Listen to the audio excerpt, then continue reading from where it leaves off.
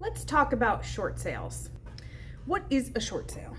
It's kind of easy to understand. It's you own a house. Maybe your house is worth $300,000, but you owe $400,000 on it. And so, I got a call last week. There was a guy, he purchased his house in 2022, and since then his income has gone down for whatever reason it happens, but the cost of owning a home has gone up because sometimes it does. The property taxes go up a little bit and the homeowner's insurance goes up a little bit. Sometimes you have repairs that are not anticipated, and home repairs can be pricey. So every once in a while, a homeowner will find themselves in a position where they just can't make the mortgage payment anymore. And so once they start to fall behind, they might think that foreclosure is just inevitable. And so that's not really the case. You can do a short sale, or you may be able to do a short sale. They used to be really common 15 years ago when I started in real estate. At least half of the properties were distressed, which means they were either foreclosures or short sales. And so short sales, they were kind of like unheard of in the beginning of the recession, and then kind of by the end of it, the banks had it figured out and they started streamlining them a little better, and the process moved a lot more quickly. But since we haven't had short sales be common in a very long time, a lot of the banks just they don't streamline the process anymore because they haven't been doing it. I remember at one point they had like a short sale, they would have short sale departments inside of the banks. And so I had a short sale close a few weeks ago, and the process took an entire year. And luckily, my seller, she stuck with me through it. She wanted to see this through, and we got it to the closing table eventually, and we saved her from, having to go through a foreclosure. Short sales are better than foreclosures because they don't stay on your credit as long. And so another thing to consider with a foreclosure is sometimes, not always, there could be a judgment issued against you. And so I was selling a house last year, or in this past year, and there were two brothers selling a probate property. And the title company, when they go to issue clear title, they do a search on the homeowners to make sure there's no judgments against you. So the title company did this search. One of the sellers came back with a really high judgment against them, like really high. And we were wondering, like, is this like really attached to you? So, they verified it through social security numbers and determined, this judgment really was his. And the judgment was for a foreclosure that had taken place 10 years ago. And so what I remember about the situation was the title company saying, this can stick with you for 10 years, but the person who issued the judgment has the opportunity to at least renew the judgment one time for 10 more years. And they did.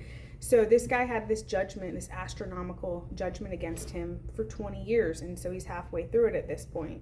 And so that sale didn't go through because they didn't want to give this huge chunk of money to the bank for a foreclosure that happened a decade ago. So beware of that. I'm not an expert on that part of it, but I did have that experience with a seller, and it was brutal. They were expecting to have this sale go through, and this old judgment from 10 years ago that he didn't even know was on his record stopped the sale, or it got in our way of the sale anyways.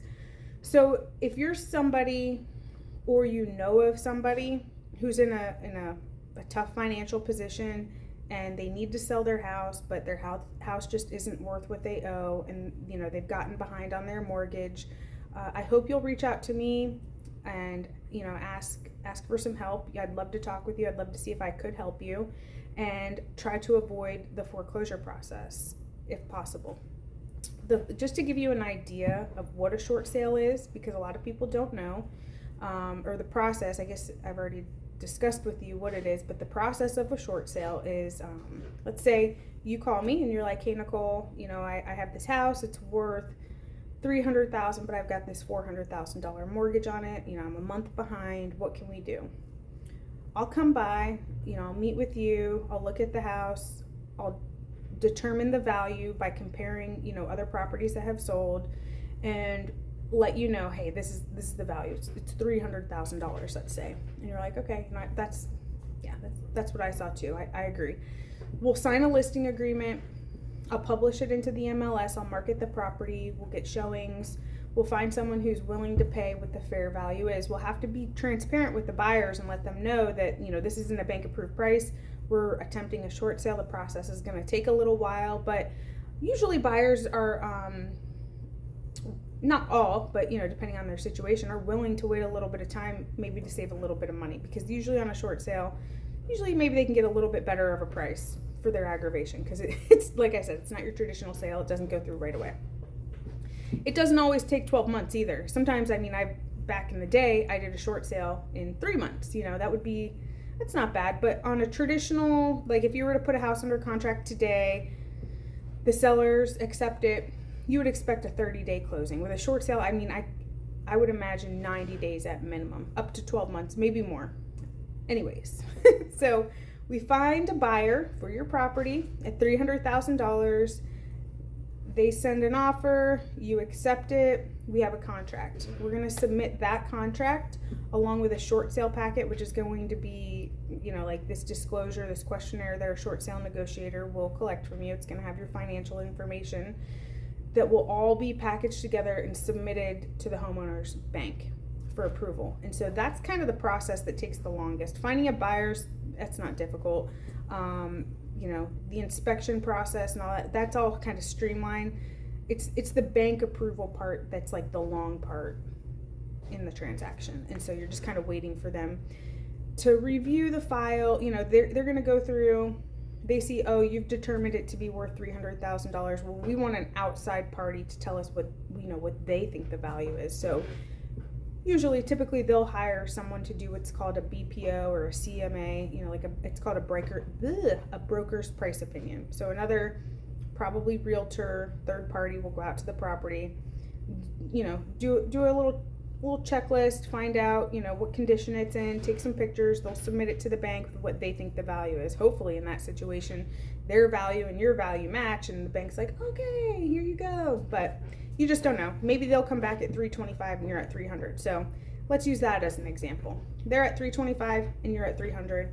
The bank comes back to you and they say, hey, we're not going to take the $300, but we will take $325. At that point, you would go to the buyer and say, hey, I'm really glad that you're interested in the property. Turns out the bank thinks that it's worth more. They won't sell it for $300, but they'll do $325. What do you think? And that buyer has, the first opportunity. Yeah, sure, I'll pay $325. Even at $325, that's a great deal. No problem. Sign. Or they're going to be like, no way. $300 was pushing it. That's my max. I'm not doing it. So in the first situation where they say, yeah, fantastic, we sign off, and then we pick up, and it's going to be a regular, from there on out, it's going to kind of be like a regular real estate transaction where you're going to begin your inspection period. You're going to start the buyer will start their loan application, all of that. And from that point, it could take like 45 days. But let's use scenario B, where the buyer says, I'm not paying $325. And you're like, well, this is what the bank wants. So you're at their mercy, and you're like, well, appreciate your time, refund their escrow deposit.